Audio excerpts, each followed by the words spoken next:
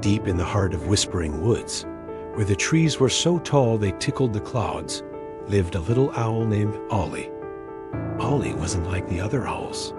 While they hooted loud and proud, Ollie's hoot was just a tiny, shy hoo.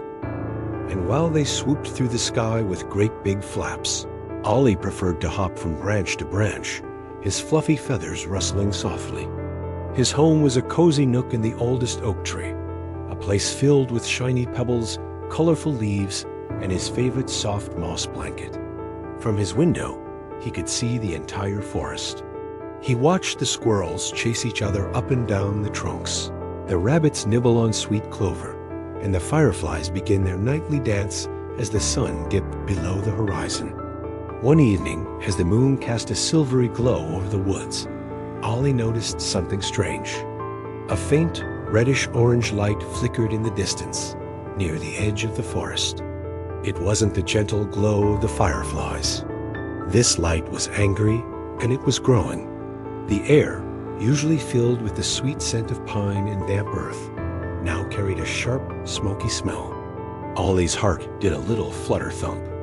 He had heard the older animals whisper stories of the red flower, a dangerous thing that could eat trees and turn the forest to ash.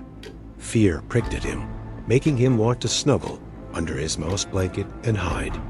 But then he thought of his friends, Sammy the squirrel, Rosie the rabbit, and all the little fireflies.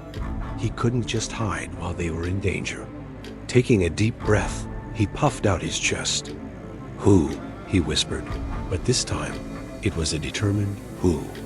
He knew what he had to do. He had to warn everyone.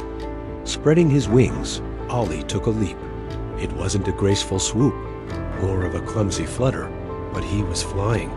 He flew towards the center of the forest, his little wings beating as fast as they could. He passed over the sleeping badger's den and the fox's cozy burrow. "Wake up, wake up," he hooted, his voice getting a little stronger with each call. "Danger, the red flower is coming." Some animals stirred, blinking their sleepy eyes.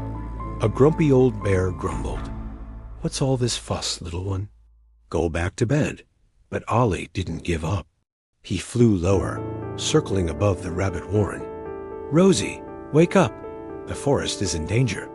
Rosie the rabbit poked her head out, her long ears twitching. She sniffed the air. Smoke. Ollie's right. She squeaked and immediately began thumping her powerful hind leg on the ground, a rapid drumbeat that echoed through the woods. It was the rabbit's alarm signal. Soon, the forest was buzzing with activity. Animals scurried from their homes, their eyes wide with fear as they saw the ominous glow in the sky. The smoke was thicker now, making them cough and sneeze. They gathered in a clearing, chattering nervously. "What do we do?" cried a young deer. "Where do we go?" Ollie landed on a branch overlooking the crowd. All eyes turned to him. He was just a little owl with a little voice, but he was the one who had warned them. He had to be brave. He remembered a story his grandfather had told him about a time when the red flower had visited long ago. The animals had escaped by crossing the Silver Stream River at the edge of the woods. The water would protect them. The river! Ollie hooted, his voice ringing out clearly in the anxious silence. "We must go to the Silver Stream River. It will keep us safe." There was a moment of hesitation, and then a wise old badger nodded. "The little owl is right. To the river, everyone. Follow me." A great procession began. The larger animals helped the smaller ones. The fast ones waited for the slow ones. Ollie flew overhead, acting as their guide. He circled back and forth, making sure no one was left behind. He called out encouragement, his whoos now full of confidence. "This way, we're almost there. Stay together." The journey was difficult. The smoke stung their eyes, and the heat was getting closer. Sparks began to float through the air like angry fireflies, but the thought of the cool, safe river kept them going. Finally, through the trees, they saw it, the Silver Stream River, shimmering under the moonlight. With cries of relief, The animals splashed into the shallows, drinking the cool water and soothing their tired feet. They gathered on the opposite bank, turning to look back at their home. The sight was terrifying. The red flower, a raging wildfire, was now consuming the edge of the woods. Flames licked up the trunks of the trees, turning their beloved forest into a wall of fire. The animals huddled together, watching in sad silence. Ollie stayed with them, perched on a rock. He felt a deep sadness for the lost trees, but also a surge of pride. They were all safe.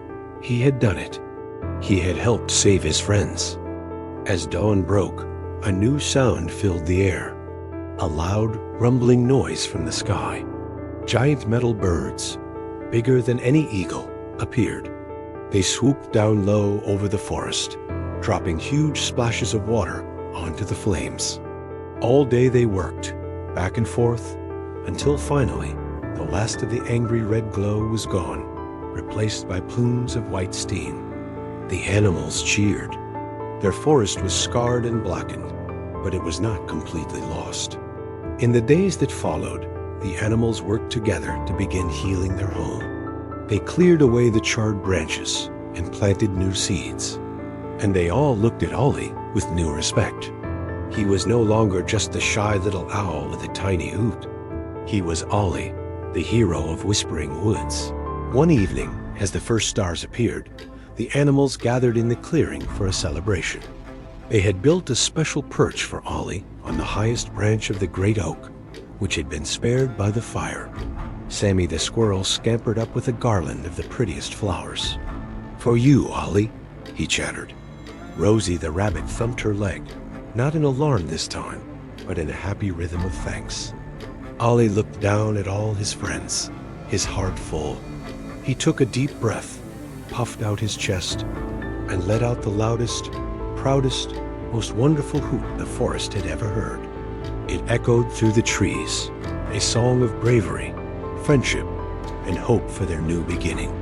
And from that day on, everyone in Whispering Woods knew that even the smallest voice can make the biggest difference when it speaks up for what is right. Thank you for watching our story today. If you enjoyed Ollie's adventure, don't forget to like this video and subscribe to our channel for more wonderful tales. See you next time.